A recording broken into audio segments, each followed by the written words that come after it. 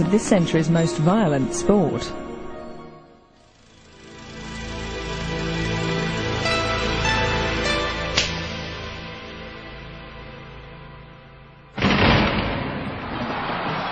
Jack Dempsey, George Carpentier, Gene Tunney, Max Schmeling, Primo Carnera, Max Baer, Joe Louis, Rocky Marciano, Floyd Patterson, Sonny Liston, Cassius Clay, Joe Frazier, George Foreman, Mike Tyson.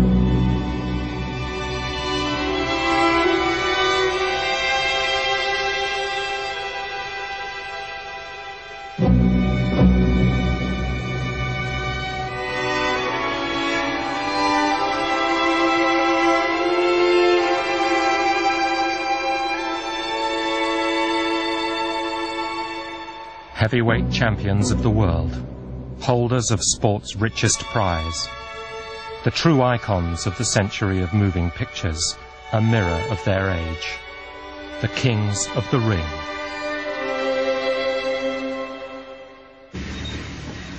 Summer 1919, Jess Willard, the heavyweight champion of the world, took a train to Toledo, Ohio.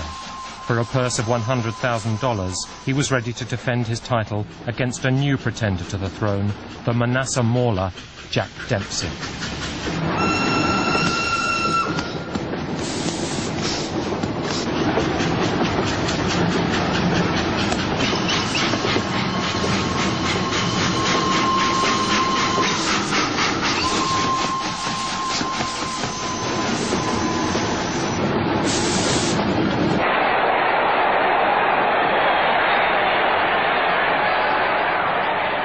Willard had held the title for 4 years. He entered the ring an overweight 245 pounds, 60 pounds heavier than Dempsey.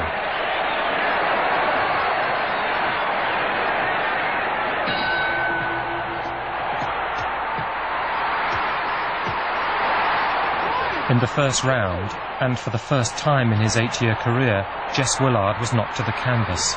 He went down 6 more times in the first round alone, under Dempsey's remorseless assault. Later he alleged that Dempsey's bandages had been hardened with plaster of Paris.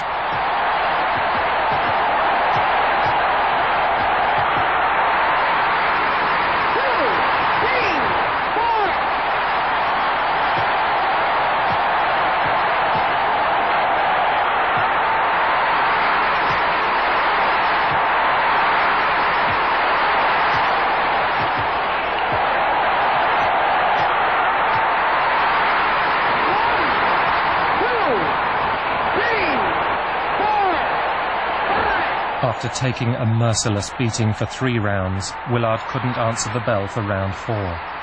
Jack Dempsey was the new heavyweight champion of the world. He was the latest in a list including John L. Sullivan, Gentleman Jim Corbett, Bob Fitzsimmons, James J. Jeffries, Tommy Burns and Jack Johnson.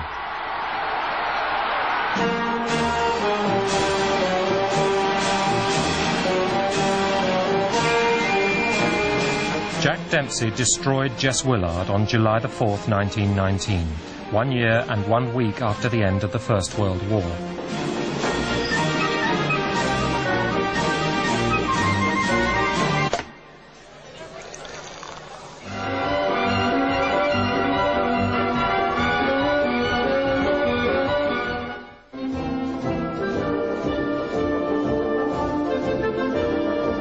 The Allies who had won the war were soon to become competitors inside the ring. The Frenchman Georges Carpentier arrived to take a tilt at Dempsey's crown. Carpentier had been decorated for bravery. Dempsey was said to have dodged the draft. It was a match made in heaven by the legendary promoter Tex Rickard.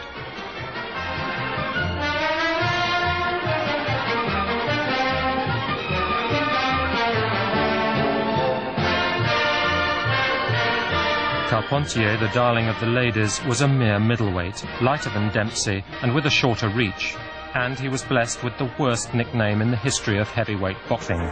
They called him the Orchid Man.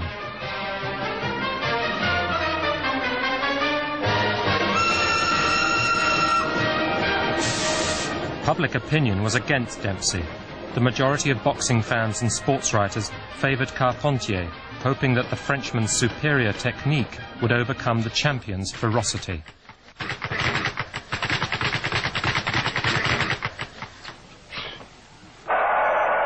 On July 2nd, 1921, over 90,000 spectators awaited the two fighters at the Jersey City Arena. It was the first $1 million gate in boxing history.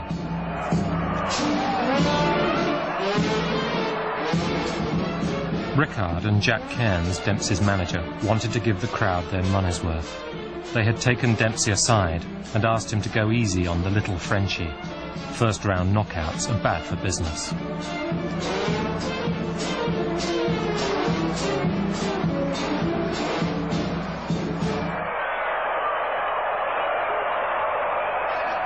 For the first time in history, the media went transatlantic. 200,000 people crowded into the Place de la Concorde to hear a barely audible blow-by-blow commentary.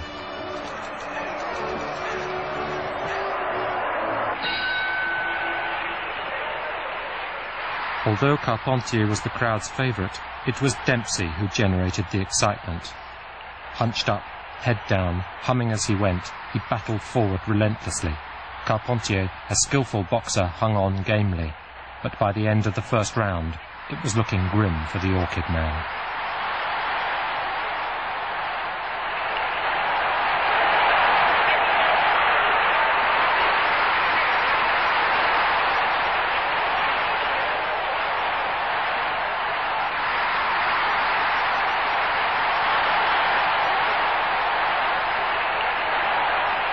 In the second round, Carpentier landed solidly, staggering Dempsey. For a brief moment, the tables were turned.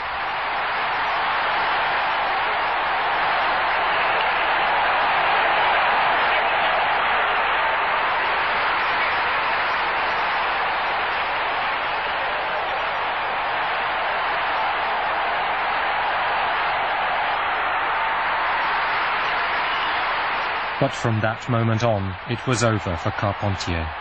Dempsey, no longer willing to take any risks, destroyed the Frenchman with a blistering attack in the fourth round.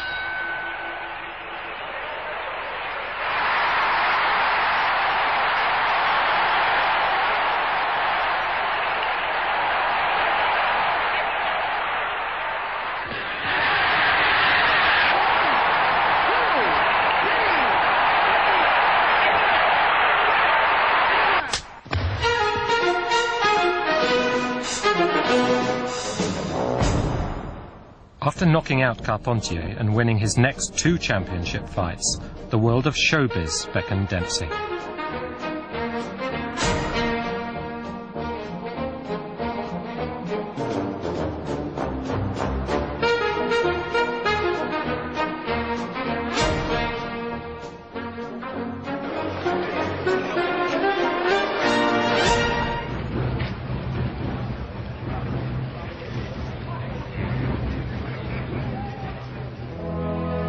Dempsey was courted by the giants of Hollywood, including the legendary director D.W. Griffith.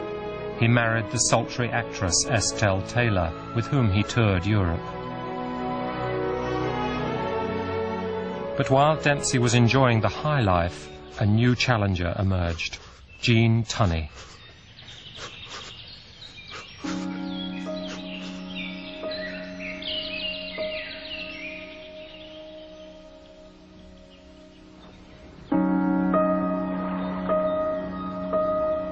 A self-taught man, happy to rub shoulders with Scott Fitzgerald and Hemingway, Tunney approached boxing like a science. A successful boxer should have two ends in view: to avoid punishment and to make money.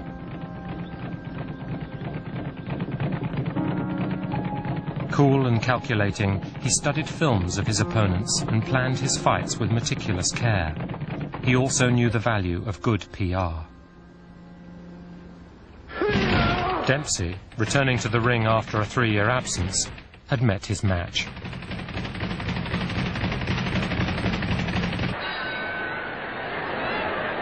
At the beginning of the fight, Tunney seemed intimidated by Dempsey's naked aggression. Later he said he felt Dempsey had wanted to kill him.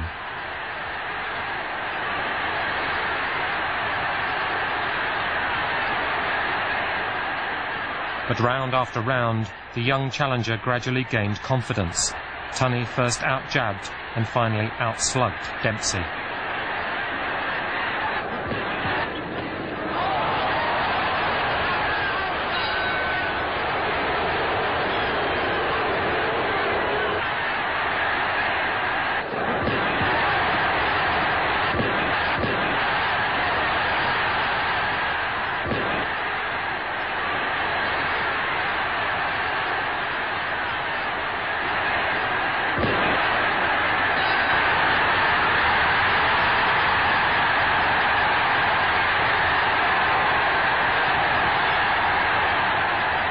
Dempsey's sportsmanship, as he warmly congratulated his young opponent, moved America. Defeat had finally won him the nation's heart. Tunney was hailed in his hometown of New York, but elsewhere it was a different story. Tunney was considered a snob. His intellectual pretensions and his hobnobbing with great writers of the time, most notably George Bernard Shaw, didn't endear him to the public. By the time Tunney and Dempsey fought again, there were no prizes for guessing the crowd's favourite.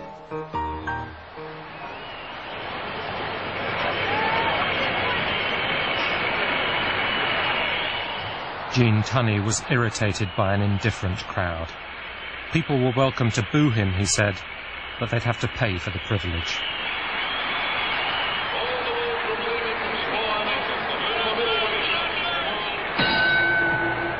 In the 7th round, Dempsey knocked down Tunney with a powerful combination of blows to the head. But he refused to move to a neutral corner in accordance with the new rules, forcing the referee to delay starting his count by 5 seconds. Tunney calmly listened to the count, finally getting up at the last second. The fight later came to be known as the Battle of the Long Count.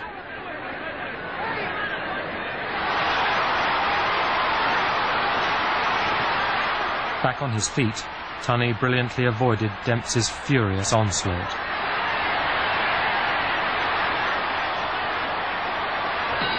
And then in the next round it was Tunney who knocked down the great Dempsey.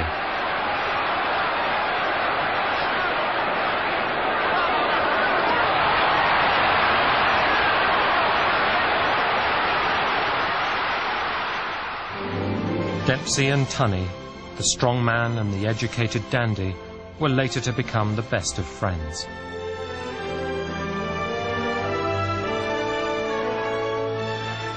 Tunney retired undefeated in 1928.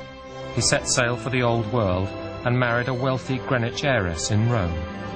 When he returned to the United States, he was met with a $500,000 breach of promise suit from a divorcee who claimed he had reneged on a promise to marry her. I'm going to give you a big kiss for France.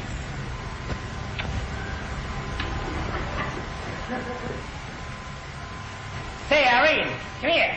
What? What about a kiss for America? Oh, sure, of course.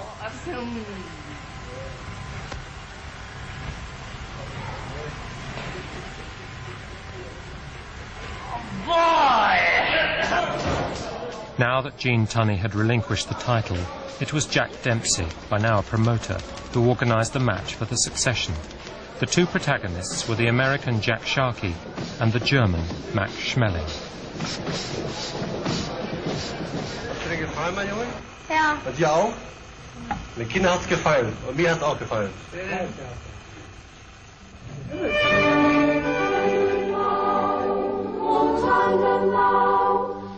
Max Schmeling had won his first fight with Jack Sharkey when the American was controversially disqualified for landing a low blow. Sharkey won the next fight. Now Schmeling was determined to win back the title fair and square. And there were others too, with their own reasons for wanting him to win.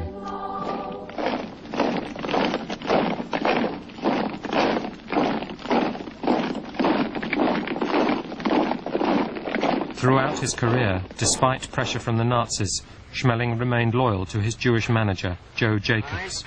It was Jacobs who coined the phrase, "We was robbed."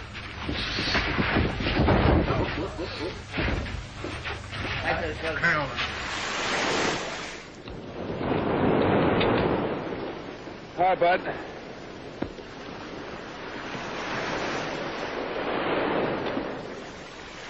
How long do you have to do this? About 2 or 3 hours. Strengthens my hands, makes them strong. Just turn around like that, see? Boy, I'm tired, To earn his crack at the title, Schmeling had first to fight the leading contender, Max Baer, the Sandcastle man.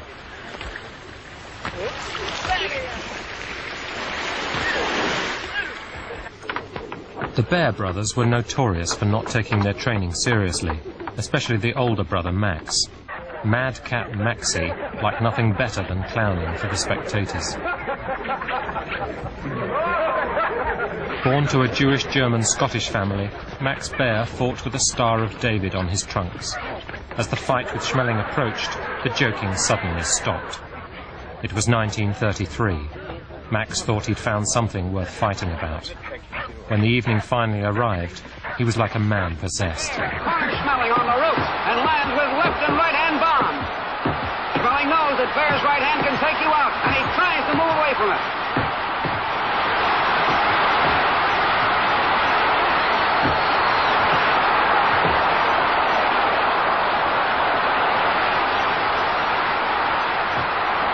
Baer sets Schmeling up with a fast left to the midsection. A tremendous overhand right. Schmeling is down.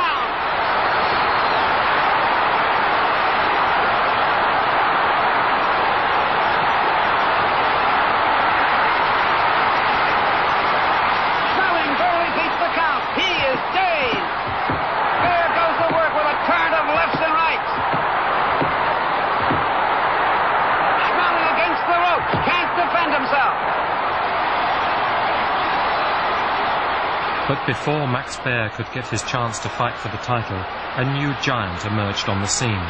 It was Mussolini's favourite boxer, the ambling Alp, Primo Carnera. Yeah, what do you say? What do you got?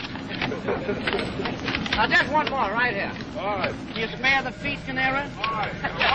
How about spare those feet? What I mean? Carnera's American manager was the notorious New York racketeer, Bill Duffy. Say, how long have you been boxing, Primera? Oh, well, I can say 4.5 years now. 4.5 years? What did you do before you became a boxer? Oh, a little bit of everything. Carpenter, almost carpenter. You never thought when you were a carpenter that you'd ever ride on a boat like this, did you? Oh, what do you mean? I expect to go back for Sunday, anyway. You did, but you probably thought you'd be on one of these boats as a deckhand, didn't you? Oh, that's all. There it is, Jimmy. Let me see what you have to win the heavyweight championship of the world with. Open them up.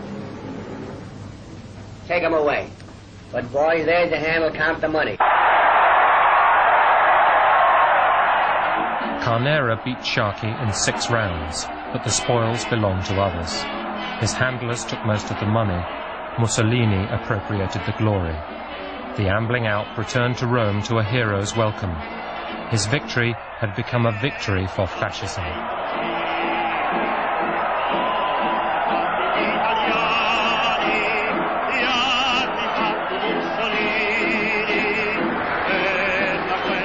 On October the 22nd, 1933, Mussolini presided over the carnival surrounding Carnera's defense of his heavyweight title against the Basque Paulino Euskadin. Wearing a black shirt in the ring, Carnera won again.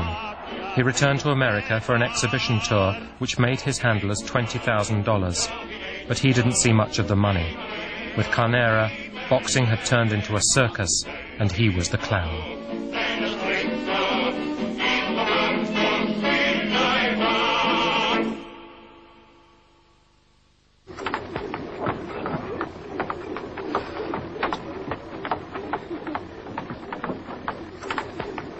He even had trouble skipping rope, but he usually beat the kangaroo.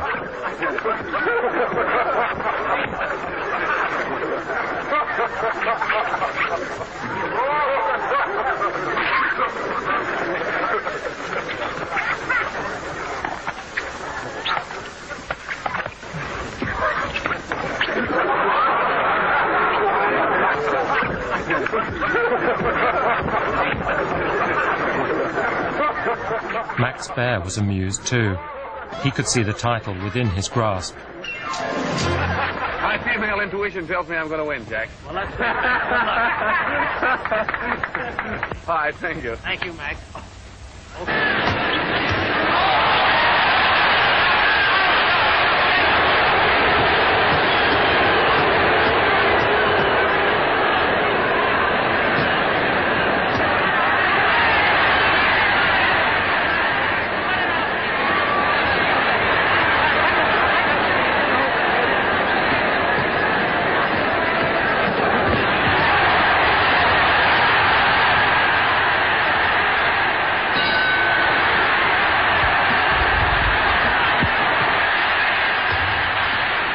The film of the fight between Baer and Carnera was a comedy hit in cinemas across the globe. The helpless, bumbling Carnera became a national joke.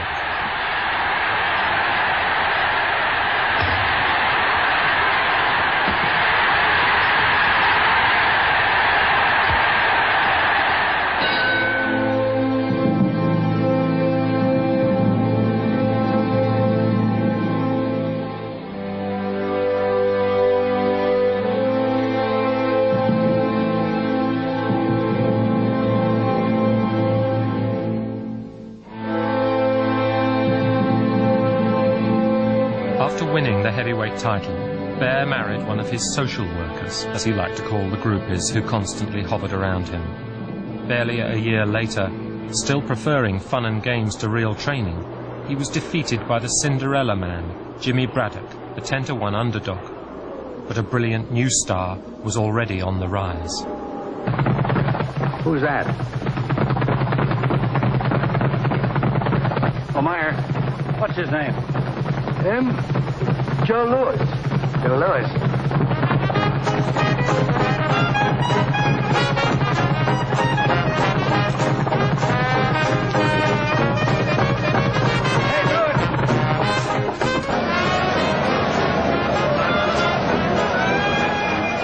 After losing to Braddock, Baer was fed as fodder to Joe Louis, the brown bomber. It was the mid-30s, the age of Franklin Roosevelt's New Deal. Joe Louis was boxing's new big deal.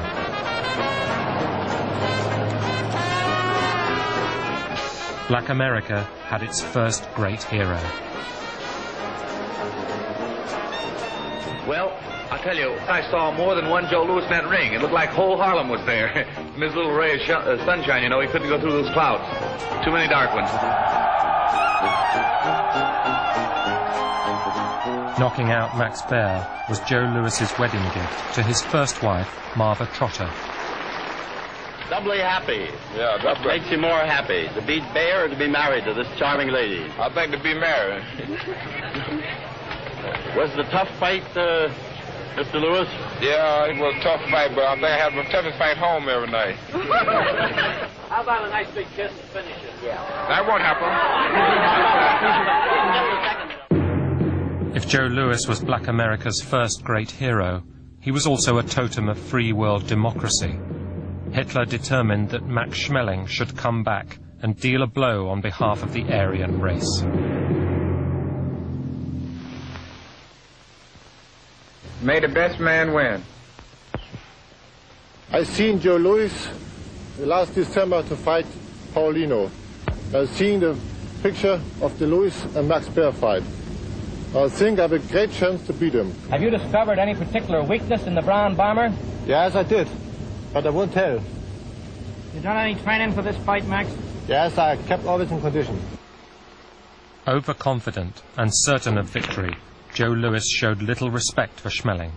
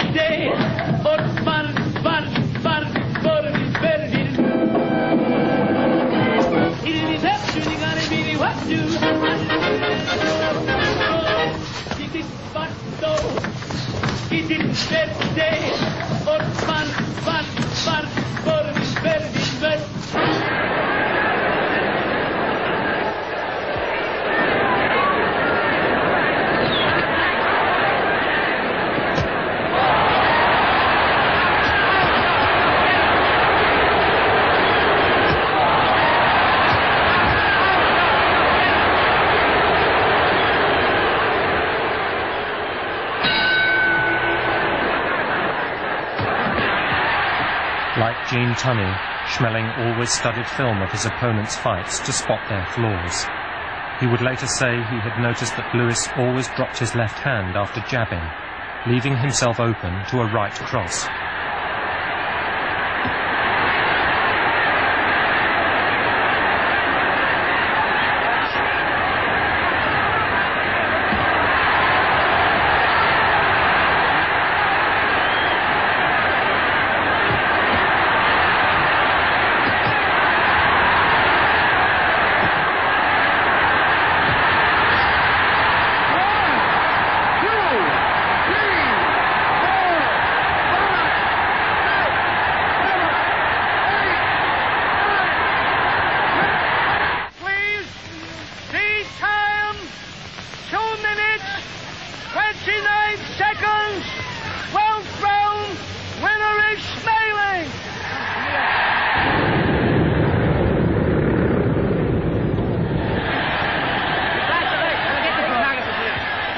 Für das Ansehen des deutschen Volkes in Amerika gekämpft haben.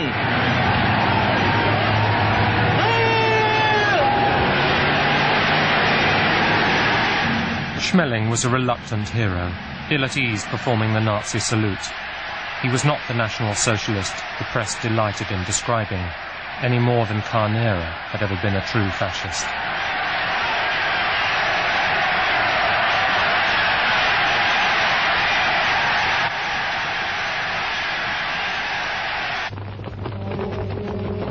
For the Nazis, Schmeling's victory was a national triumph.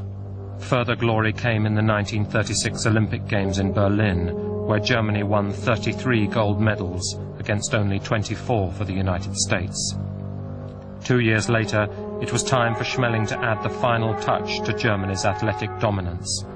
The return match with Louis would take place in New York, and this time the world title was at stake.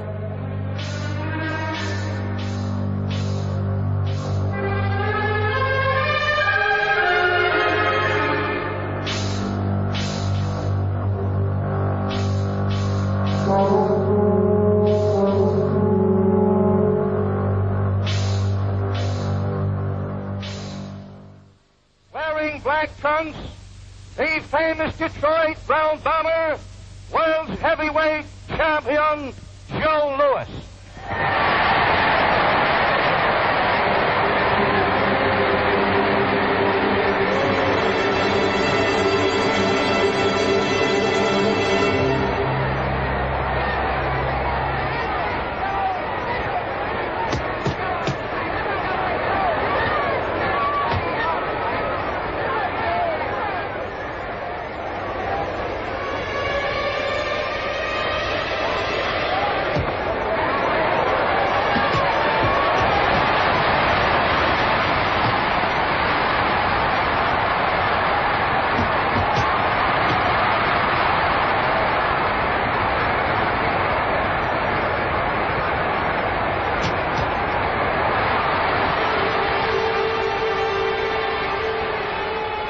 The Joe Louis meeting Max Schmeling this time was a vastly improved fighter, faster, stronger, and more ferocious. The return fight was no contest.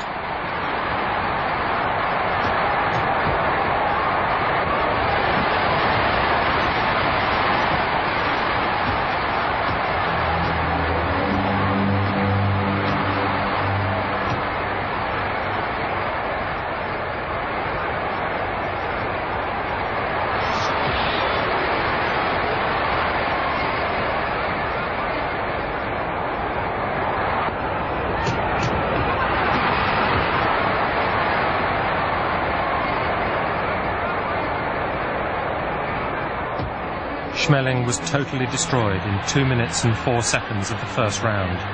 In that time, 40 punches from Lewis had hit their target. Schmeling returned home to Germany. This time there was no hero's welcome. He was called up as a paratrooper.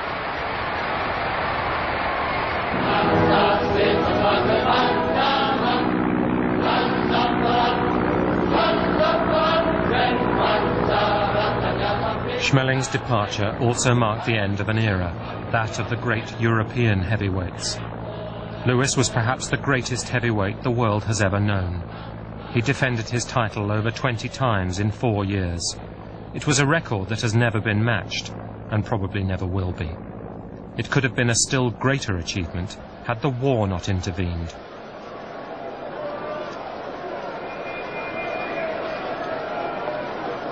They are fighting in the front line of civilization at this moment, and they are holding that line. From America, they need tanks and guns and ammunition. From America, they will get tanks and guns and ammunition. From America, they need planes. They will get planes. Yes, from America, they need food. And from America, they will get food. Never in all our history of America faced a job so well worthwhile. Like millions of young Americans, Lewis was drafted, and of course the military didn't overlook his PR potential. This is an official message from the War Department to all you men and women who turn out equipment for our Army and Navy. I want you to meet one of the greatest fighters of all time, Sergeant Joe Louis, a heavyweight champion of the world. Sergeant Louis. I wish I could talk to all you folks who wait. All right, cut it. Shy and ill at ease, but always generous, Joe Louis donated all the earnings from 2 of his fights to U.S. Army relief. To all you folks who wait for the war. I've got an interesting job in this Army. I go around to Army camps and give boxing exhibitions. Then I talk to our soldiers about training. I try to tell them all about building up big muscles. I've gone into some hard fights, but these soldiers are going in. Let's cut again. Cut it.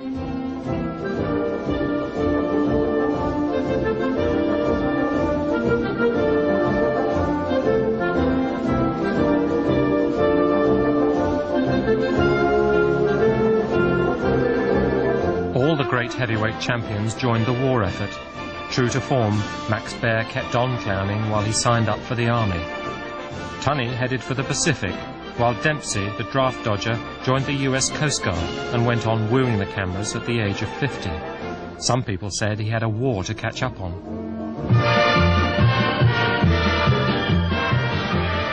In France, the Vichy government had plans for Dempsey's old rival. They wanted to celebrate the 50th birthday of Georges Carpentier, an authentic hero of the First World War.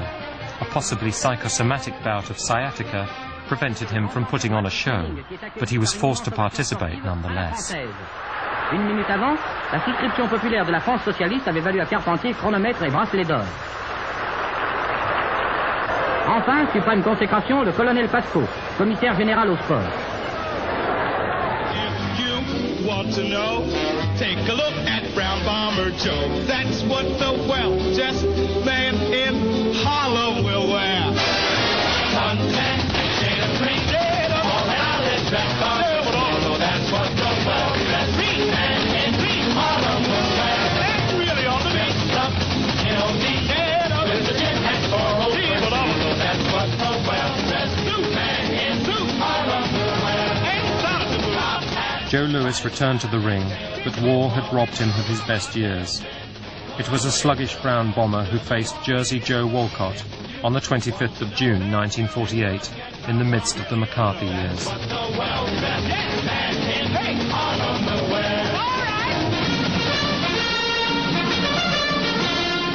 In the audience were Bob Hope, the perennial wartime entertainer, J. Edgar Hoover, almighty head of the FBI, and Adolphe Menjou, silent film actor and notorious witness in the witch hunts.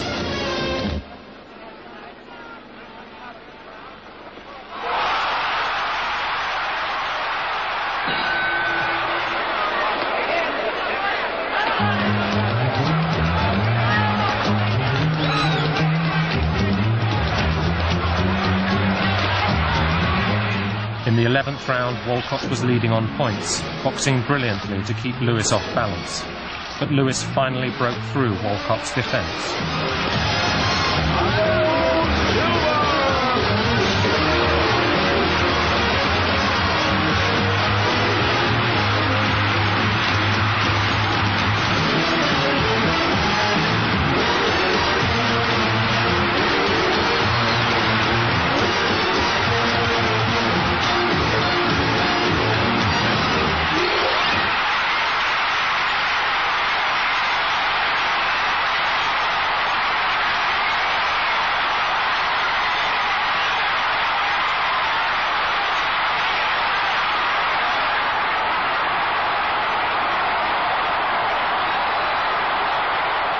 I've been champion of the world for 11 years and 3 days. I've defended my championship 25 times. I think I've been told to retire now. What are you going to do in the future, Joe? Well, what I'm going to do in the future now is relax and play a lot of golf. But Lewis didn't enjoy his retirement for long. Swindled repeatedly and harassed by tax collectors who had forgotten the champion's generosity during the war, Lewis attempted 2 comebacks. The last against a new rising star of the ring, Rocky Marciano. You have behind you a great record as a great fighter. You've always been clean, you've always been a man who gave mighty well of yourself in the ring. Rocky, you've done a good job. You're on the way up. I want good sportsmanship, good fighting there tonight. And I'm positive I can depend on both of you for it. Best of luck to both of you.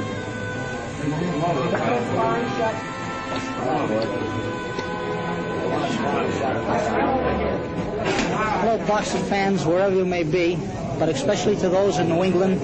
I'm in good shape for this fight, and I hope I come through all right. Hold it there, Rocky. Don't go.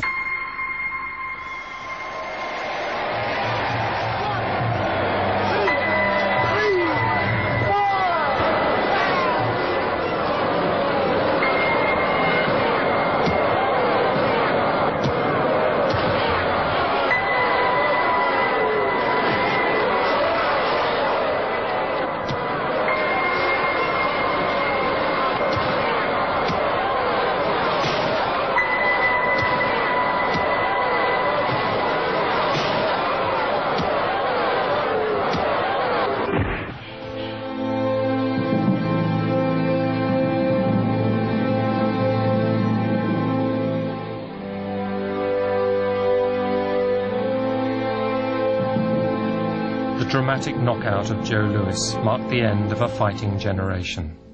In the early post-war years, the new champion of the world, Ezzard Charles, the Cincinnati Cobra, and Joe Walcott fought for the title 4 times.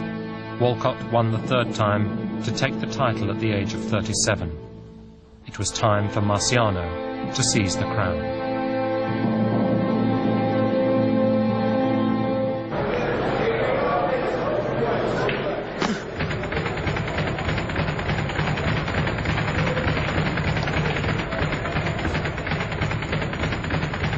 Just 5 feet 11 and weighing barely 13 stone, Marciano developed his power thanks to one of the most punishing training regimes boxing has ever known. He was as strong and fresh in the 15th round as he was in the 1st, and he was mean.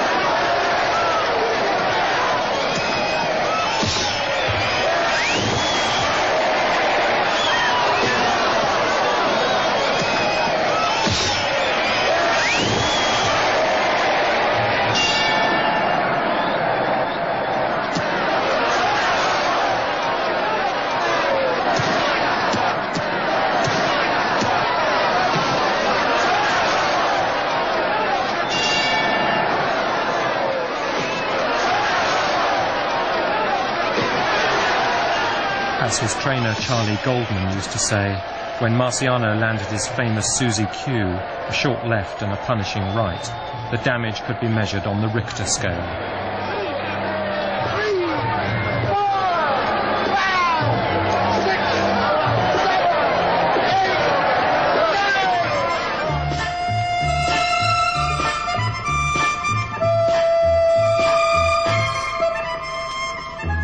Marciano was the eldest of 6 children, and his Italian immigrant parents had settled in Brockton, Massachusetts.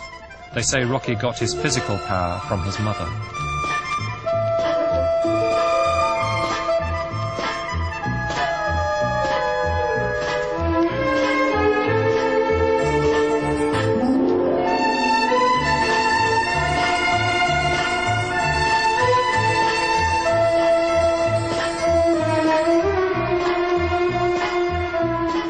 Brockton blockbuster brought an unprecedented ferocity to the ring which transfixed the nation.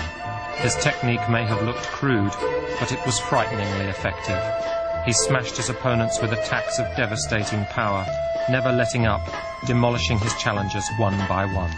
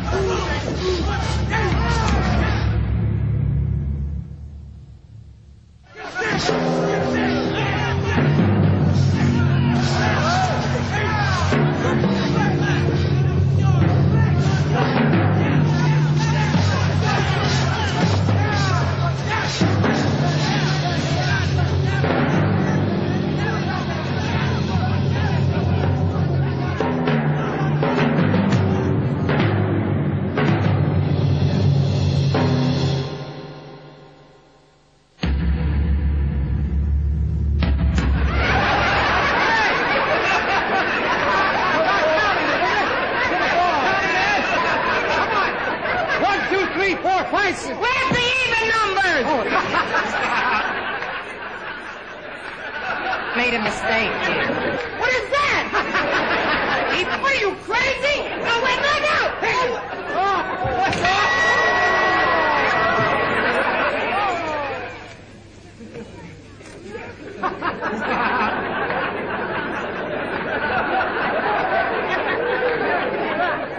Outside the ring, Marciano slipped easily into the showbiz world. He was the perfect champion, the idol of the post-war generation. He never put a foot wrong. Oh, baby, please take me back with you. I love you, I still do.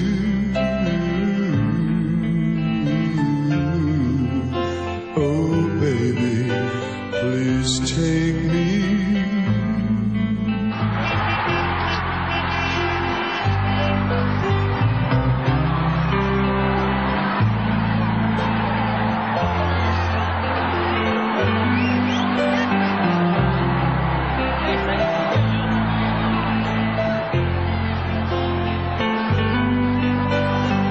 Gentlemen, I would like to announce my retirement from boxing at this time.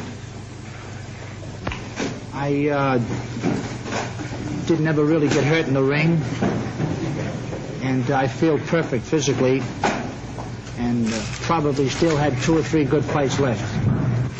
I like to profit by others' mistakes, and if Joe Louis couldn't make a successful comeback, I will not try it.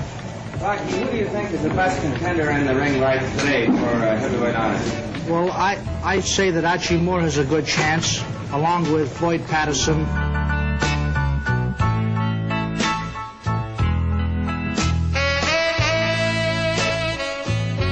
With the retirement of Marciano and the advent of the young Floyd Patterson, America had seen the last of the great white heavyweights.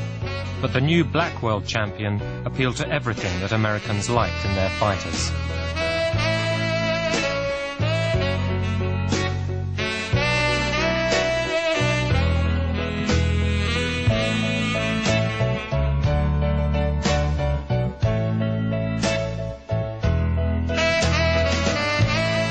But Cassius Marcellus Clay was different. In the summer of 1960, he returned from Rome to his native Kentucky after winning an Olympic gold medal.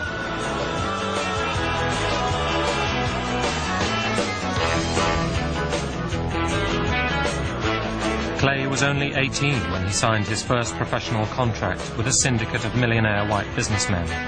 He was guaranteed $10,000 in cash, plus a salary of $4,000 a year, plus 50% of all receipts.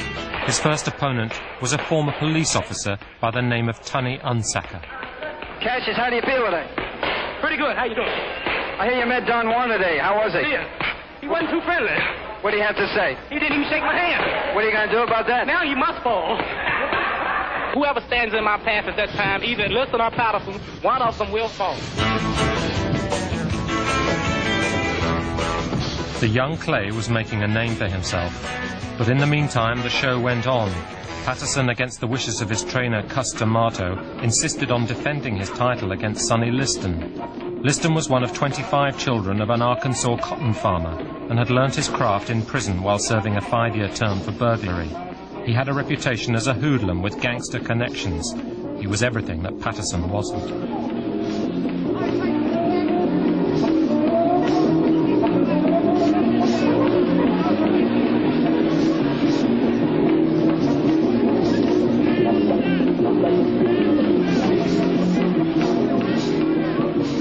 Patterson was putty in Liston's hands.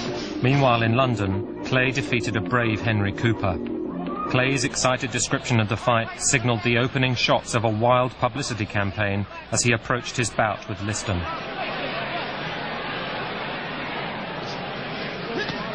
I walked into London, England. I jumped off the airplane. Picture, cameramen, everywhere I go. You can look in the gym today. The TV, the cameramen, everybody follows me. I'm so great. And 55,000 people came that night. You should have seen the people. 1 layer, 2 layers, 10,000 on each layer, 15, 20 on some. 4 layers and the 5th layer. People were looking down on the ring.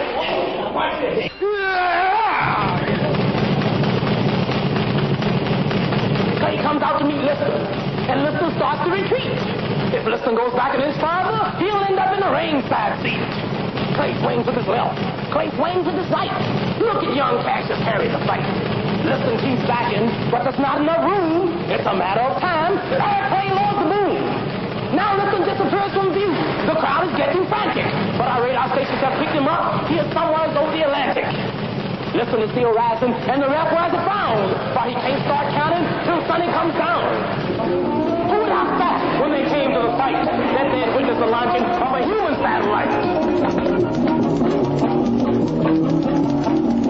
I'm for real, man. You just get past Patterson. I'm rank number 2. Jones will fall in 5. Sonny, come over and make that offer. Come over and make that offer. And you be there to see it, you hear? Man, I don't get hit.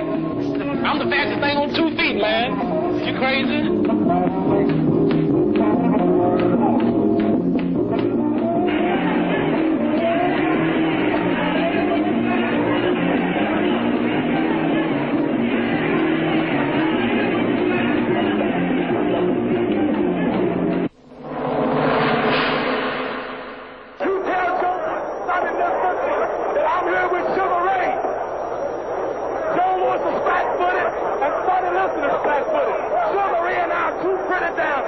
On the morning before the fight, Clay had reached fever pitch. At the weigh-in, he could barely control himself. He predicted a win in 8. Liston thought 2 would be enough.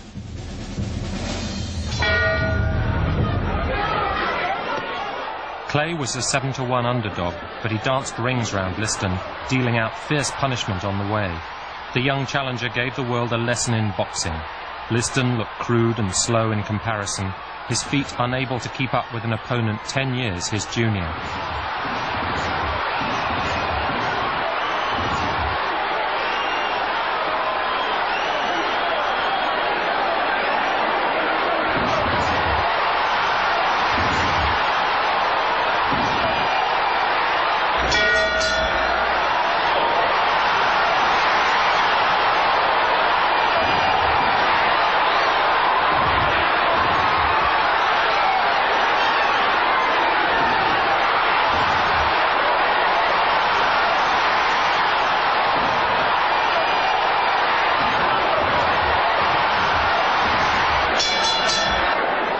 Badly beaten, Liston suddenly succumbed to a mysterious shoulder injury and failed to answer the bell for the 7th round.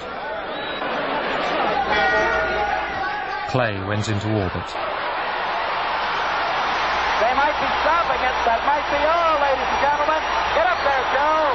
Get up there. Get up in the ring.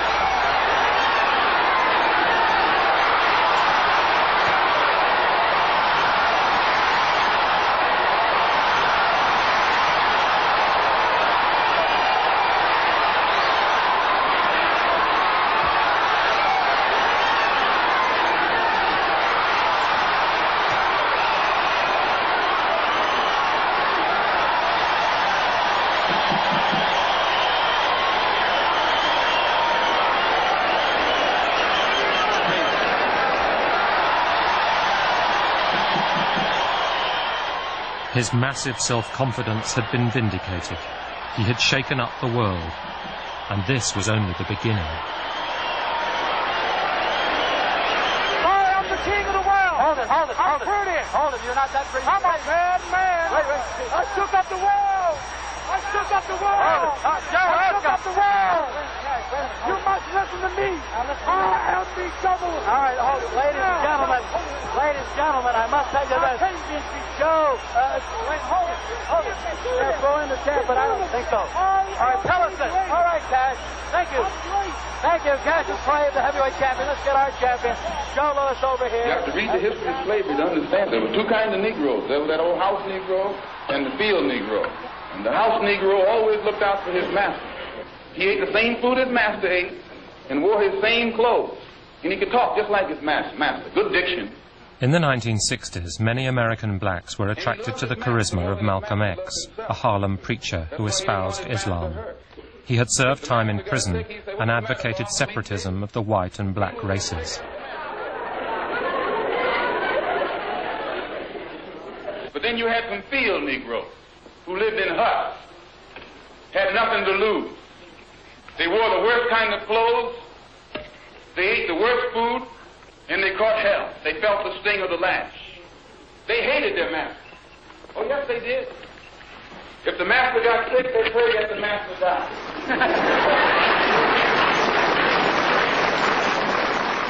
Clay converted to Islam and forged an association with Malcolm X and the black Muslims. "I believe Allah has a purpose for me," said Clay. "Being the world champion is just a part of it." In 1964, he travelled to Africa, where he married Sonji Roy in a Muslim ceremony.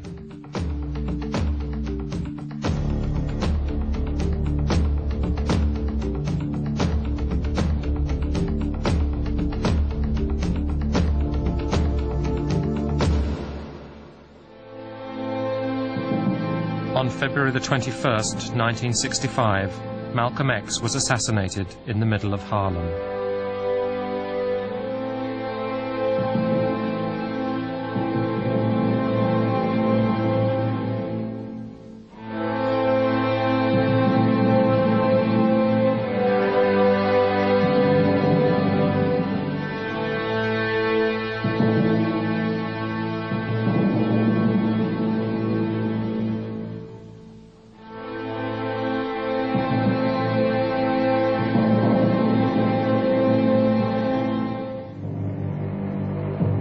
Clay dropped what he called his slave name to become Muhammad Ali. hence the boos and jeers of the white crowd as he entered the ring for his return match with Liston on May the 25th, 1965.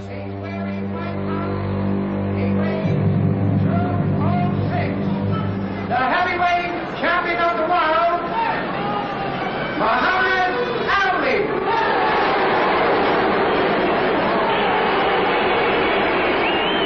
The referee is former heavyweight champion, Jersey Joe Walcott.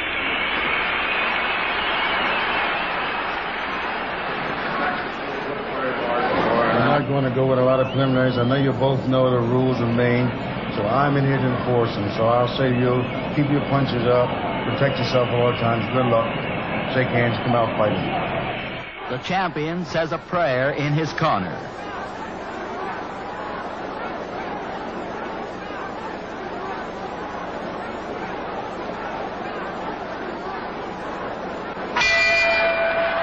Clay takes the lead at the start. As he did the night he won the title, Clay uses the ring, makes Liston look slow.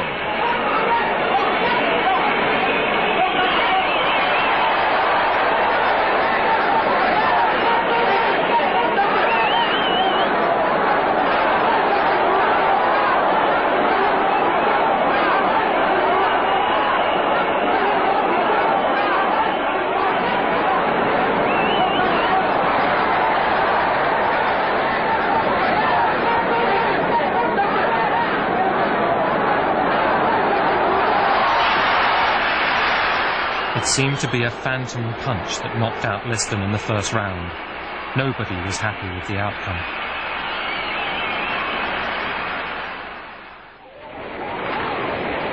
By 1965, US forces in Vietnam numbered 125,000. Muhammad Ali, like most young blacks, was drafted for military service.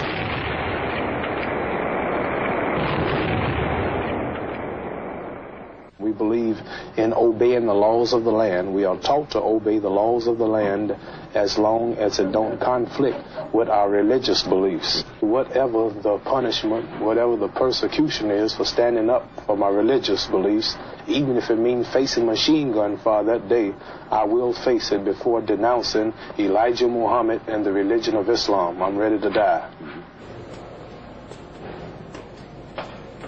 By refusing to join the US Army, arguing that he saw no reason why he, a black man, should be sent away to kill yellow people, Ali shocked America. He was sentenced to 5 years imprisonment pending appeal, a $10,000 fine, and was stripped of his title.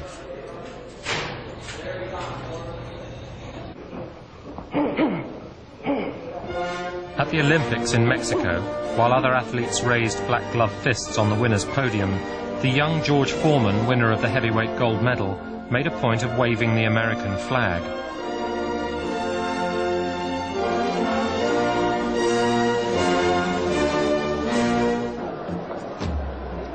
This was the decade when America took to the streets. Ali was one of the few famous black Americans who could talk to white radicals and receive a hearing. All the good cowboys ride the white horses.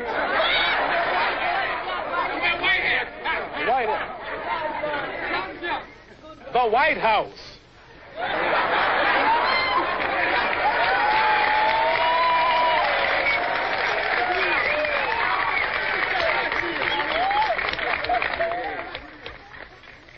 Angel food cake is the white cake, but the devil food cake is the chocolate cake.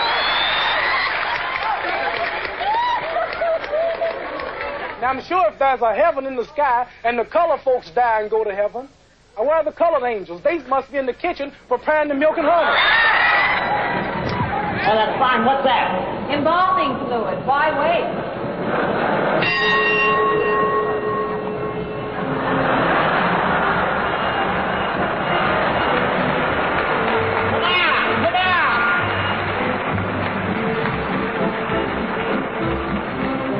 As the 60s reached their end, the great white heavyweights of the century gathered for the inauguration of the new Madison Square Garden, shrine of New York boxing. Portly, but still game, Rocky Marciano, Jack Dempsey, and Gene Tunney waltzed around the ring.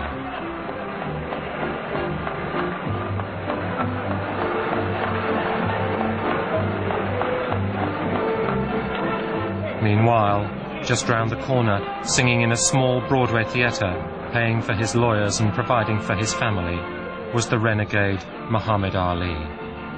In a sky so light, it seems Snow White on one bright morning soon. Dancing in the sky, you're gonna spy up high a black balloon. Ali returned to boxing in 1970. His first fight that year was on October the 26th. Then finally, on June the 28th, 1971, 8 out of 9 US Supreme Court judges declared that he had been unjustly convicted. A page in history had been turned. Dancing feet beneath big black balloon.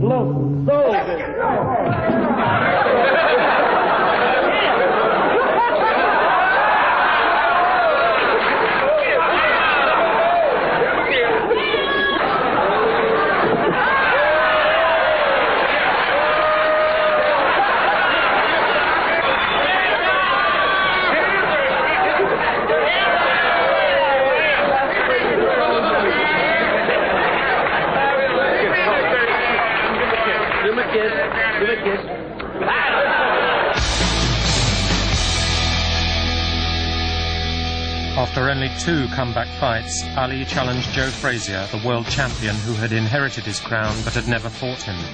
Ali had lost 3.5 years of his peak. Some said his lightning speed had gone. He wanted to prove them wrong.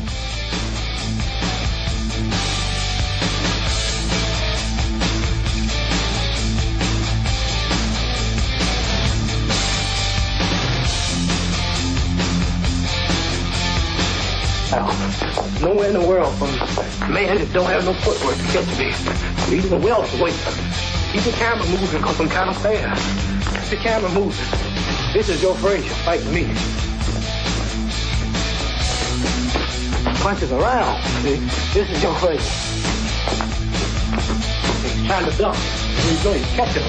And a real boxer, this is nothing but a target for a man who can stay on his toes, who can stick him. Stay off range when he don't want to punch. When he's ready to punch, move in. Stick. That's what you do a man like Joe Frazier. Back off of him. Keep boxing.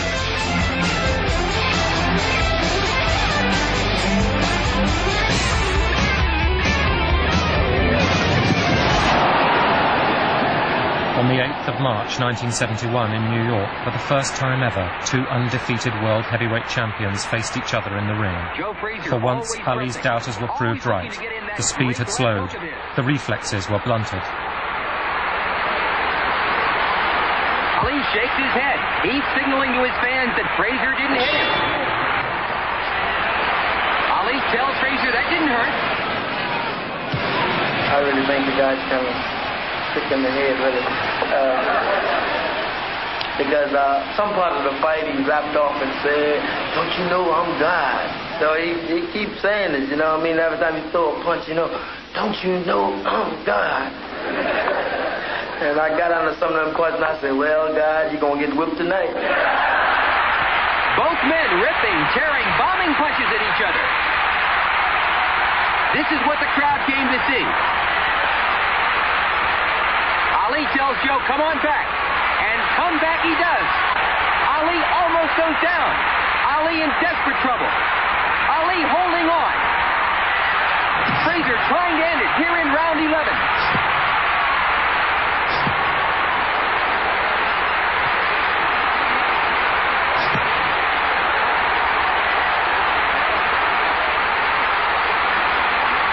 Muhammad Ali, rubbery leg, obviously in desperate trouble here in the 11th round, and there's the bell.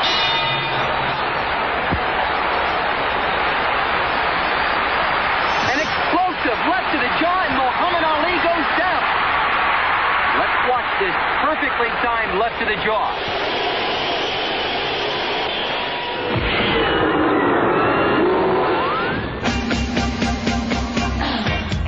Frazier clinched a narrow points victory, and both boxers went straight to hospital.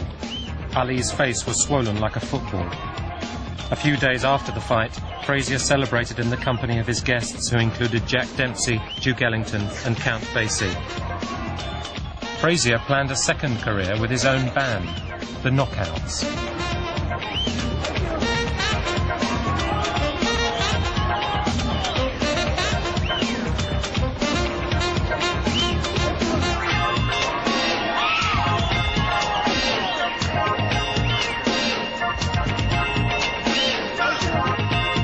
Last night he said that he didn't think you wanted to fight him again. Oh, how wrong he is, boy. You know, like right now, I'll have to, after a week or two go by, it'll all come back to me. But right now, I want to rest and go home and relieve myself of this swollen jaw. I'm going to retire till he comes back. I'm going to sing rock and roll till, let's say Muhammad Ali, what y'all call him, I call him Cassius Clay, get ready to come back. I'll retire and spend time with my band until he get ready to come back.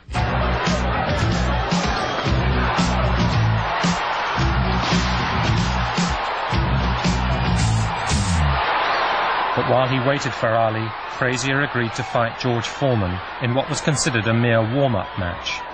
But it was Foreman doing the warming up as he pummeled Frazier like a human punch bag. It was all over in 2 rounds.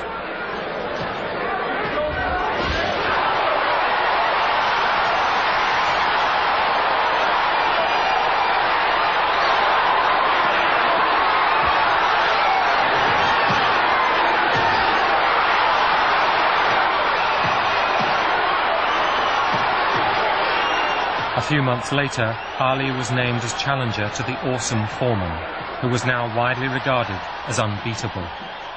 I never worry about hitting power. So a man like George that comes out with those big... That's why he throw him, he draws them back. Hey, watch out, here come the left. Here come the right. Get ready, here come another left. That's what I hear when he's throwing them. So when I don't believe that I'm going to be knocked out and punched around. Experience. The 30th of October, 1974. 60,000 spectators crowded into the Kinshasa Stadium in Zaire. Ali versus Foreman, the rumble in the jungle, a night immortalized in Norman Mailer's book, The Fight. Each protagonist had accepted the astronomical purse of $5 million, but for Ali, the African soil seemed more important than mere dollars. Nobody knows whether Ali and his associates had any influence over the fight's late start time.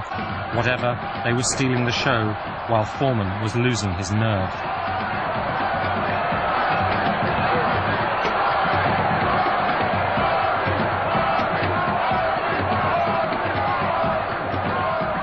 Before returning to the changing room, Ali went into the ring in order to study it closely.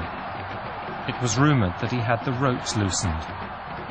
This was just one of the many myths that surrounded that extraordinary Zairean night. I see it in the eyes. I see fear in the eyes of all of his followers. I see fear. This was the fight that Muhammad Ali was supposed to be ended. The myth of Muhammad was supposed to fall. This was supposed to be my destruction. This was supposed to be my destruction.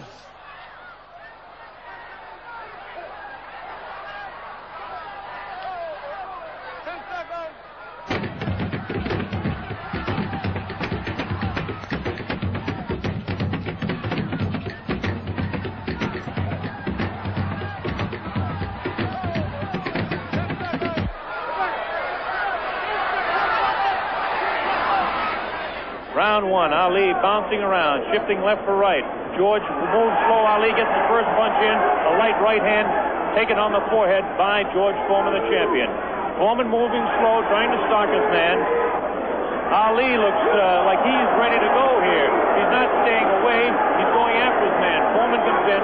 Foreman a bit cautious in the first round, looking to drop that left hook. To the body of Muhammad Ali. That's Ali on your right. Foreman on the left. A wild left hand thrown by George Foreman. Taken on the side of the head of Ali. The pace is tremendous in round 1. George Foreman with his face to you. Ali to the left. Ali tries to time up. He's leaning on Foreman. Foreman with a vicious uppercut misses. Ticketed to the head of Ali. Ali stands back, ties his man up, leans on the rope. One dead. Two wild right hands taken on the side of the head of Muhammad Ali. Ali continues to try to tie his man up. Zach Clayton separates him. Wild left hand, vicious hook. There's a real strong right hand just underneath the heart. And Muhammad Ali is taking some punishment now. About 25 seconds left in the round. Ali feints left, throws the straight right hand. That right hand lead has George Foreman slightly confused, but a straight left jab thrown by Foreman has Ali in the corner. Ali dances back, hangs on. What a tremendous pace in round number one. Vicious right thrown to the body of Ali. Wild right misses the head of Ali. The left taken on the glove of Ali, the right glove. Foreman pouring.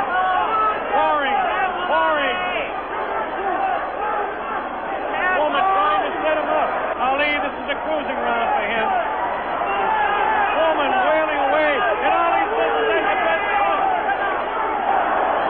Ali throwing the backs up Foreman. Backs him up in his back. Foreman tries to look. Ali throws to the right. Foreman gets back to the left. Foreman hit again. Ali working to the head of George Foreman. Ali scores again with a light left hand. That time a straight left bounces the head back of Foreman. A quick short jab with the right hand bounces the head around of Foreman. Foreman looking to deliver the real heavy blows. Now he's bouncing better. Almost falls out of the ring. Muhammad Ali is bouncing around pretty good for the 24-year-old Foreman, hanging pretty tough in there. Again, I caution you to look for the one punch that George Foreman can deliver at any time. Ali, a sneaky right hand. Another sneaky right hand. This time he works over the shoulder of Foreman. It's a combination.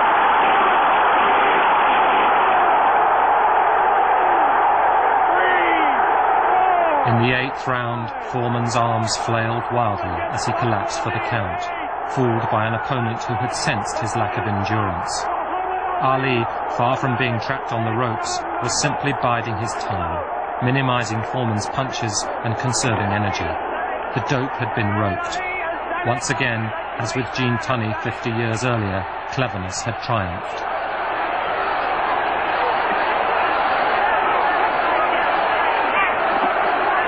This is the most joyous scene ever seen in the history of boxing.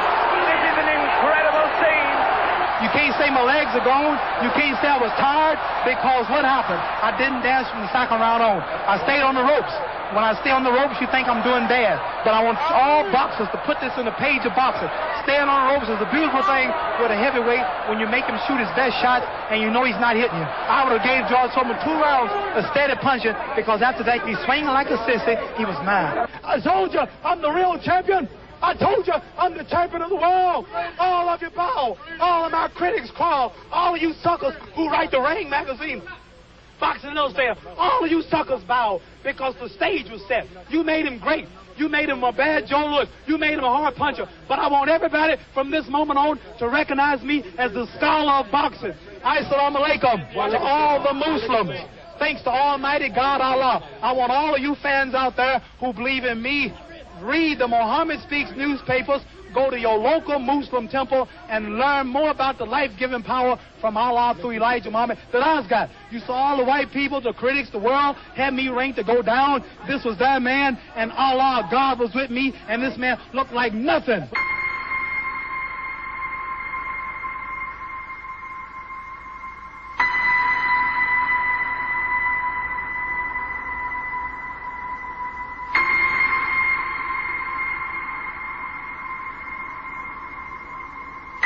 A year after Kinshasa, Ali defended his regained heavyweight championship against his old adversary, Joe Frazier.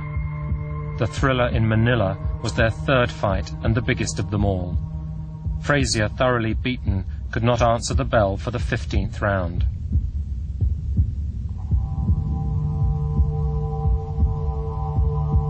Ali, totally drained, raised a victorious arm before collapsing in the ring. The glory years were gone.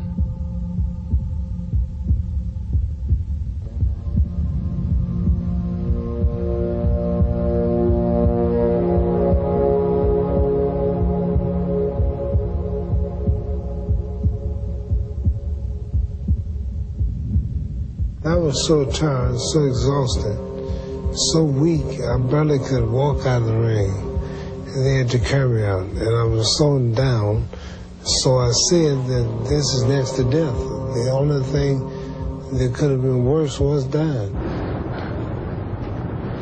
The most successful heavyweight of the 1980s was Mike Tyson. Look, just relax, Michael, relax, just relax. Just relax. Relax. Yeah, but just relax. Just relax. I'm moving first time. Yeah, well, just relax. I can't go away, remember? Yeah. I'm Mike Tyson. Everybody likes me. Yeah, everyone likes you now. That's right. You have reason to be proud.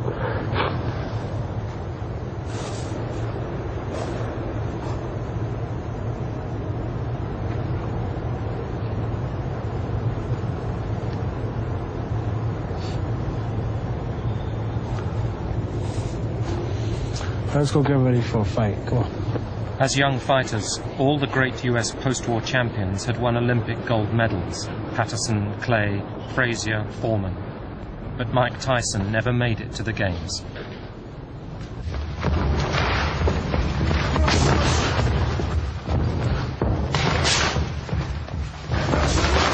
Released from a juvenile delinquent center at the age of 13, Tyson was taken under the wing of Cus D'Amato, the trainer who had made Floyd Patterson and who was now intent on molding him. Hands up when you pull out.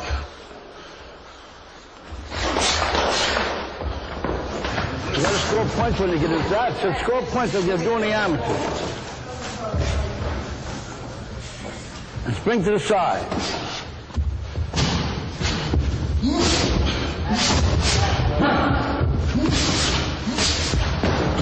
Move your head. Move your head.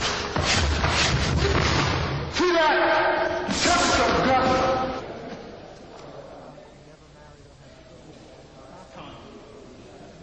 Fine.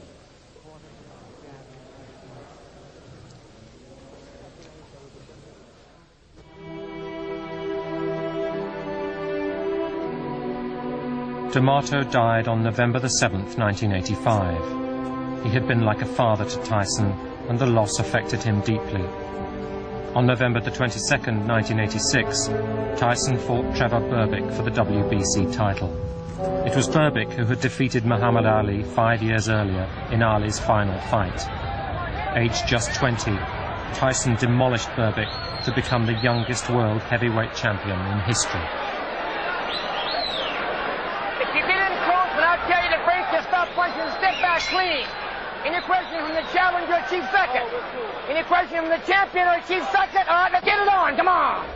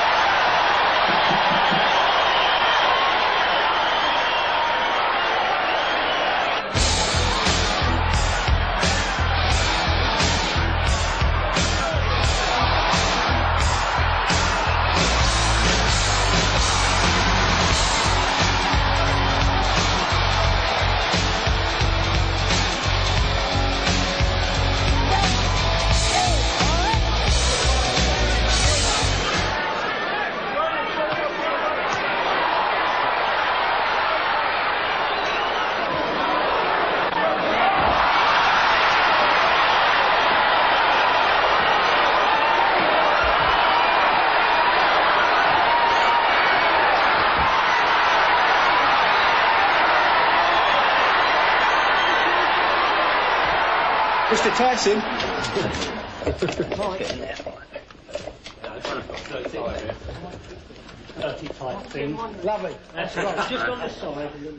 Tyson and his manager Bill Caton came to London to promote his upcoming fight with Frank Bruno.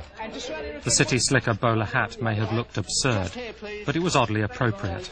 By this time, Tyson was already worth $20 million. Now lift it up. Now a bit more up. I'm 21 now and I still feel like I'm 15. I had love from Carson and Camille, and I was just happy, you know what I mean? I never thought about making a lot of money, having money and everything. I was just happy. Just plain old fun made me happy. I didn't have as many responsibilities as now.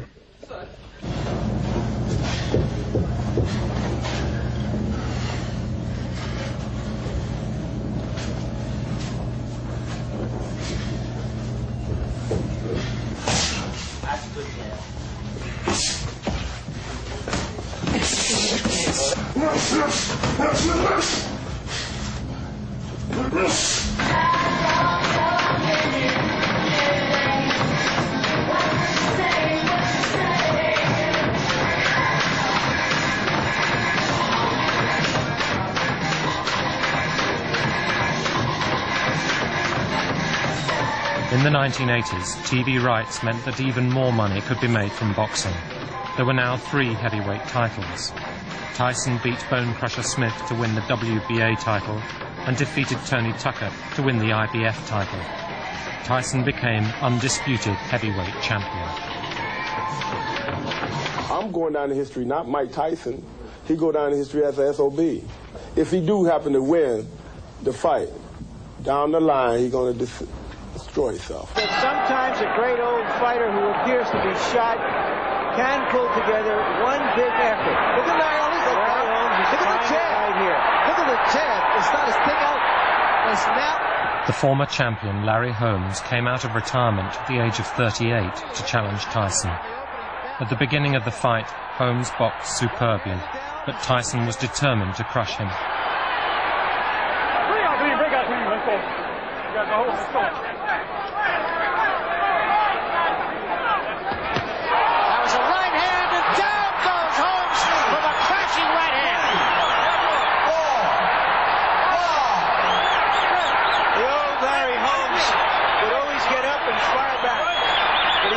A guy who's a tremendous finisher.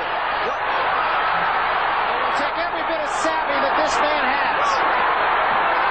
Tries to fight back. Still 40 seconds left. He's still on Queen Street. And took another big right hand. 30 seconds left. Tyson just looking for the one shot. Whoa.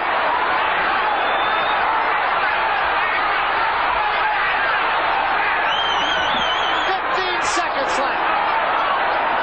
Tyson still has to be careful because that's huge right hand. That should be it. And down goes Holmes, and that's going to be it. It's over. That's all.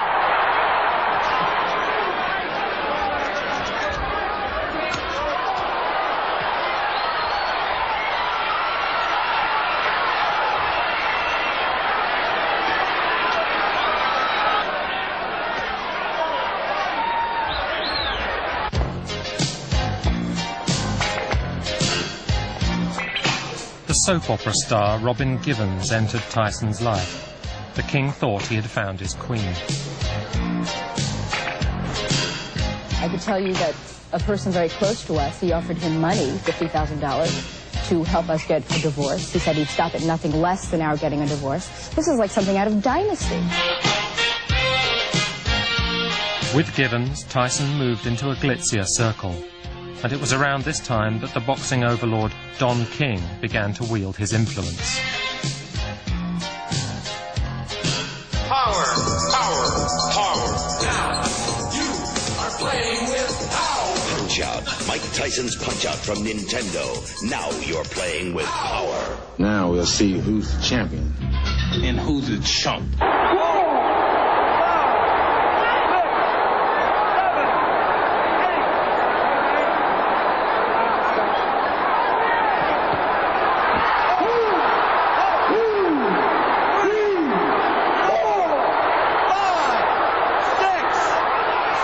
Tyson confirmed his dominance with a first-round defeat of Michael Spinks. But he was beginning to lose the plot in and out of the ring. There were attacks, rows, accidents or suicide attempts, and divorce.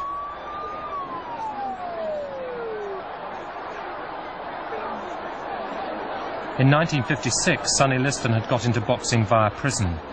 Soon, Tyson, Trevor Berbick and others would show that the reverse journey was just as feasible. Times had changed, and so had boxing. On the 25th of February 1989, Tyson beat Frank Bruno in Las Vegas, but there were already signs that he was not the boxer he had once been. Bruno had staggered Tyson in the first round, and the once invincible champion was beginning to look like a mere mortal.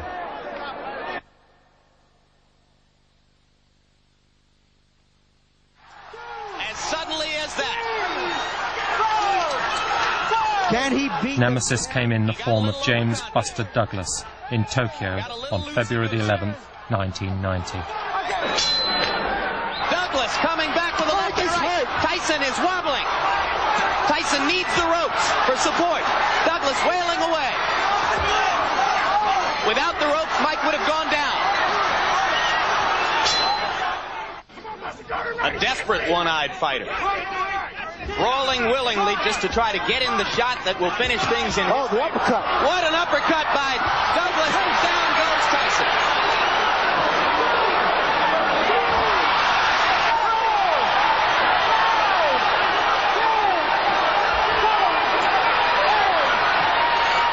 It's over. It's over. Mike Tyson has been knocked out.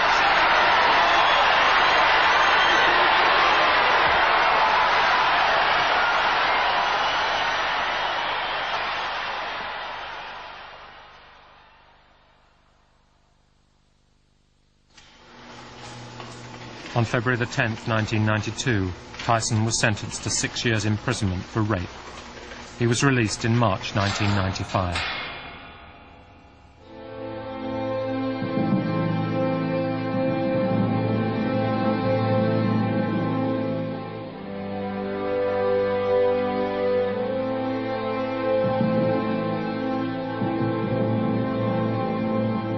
The magnificent Ali is mentally shattered and suffering from Parkinson's disease.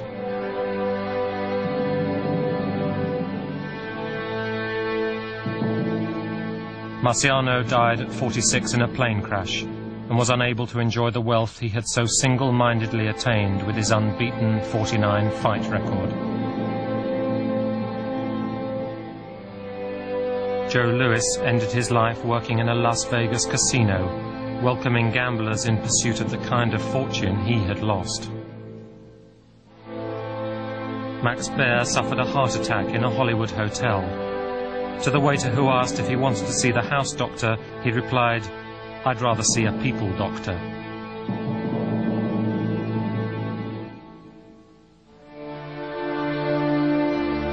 The only consolation for Carnera, robbed by gangsters of everything except his liquor, was to die of cirrhosis in his native Italy. Max Schmeling abandoned the glamour of the ring for the security of corporate life. He became the chairman of Coca-Cola in Germany.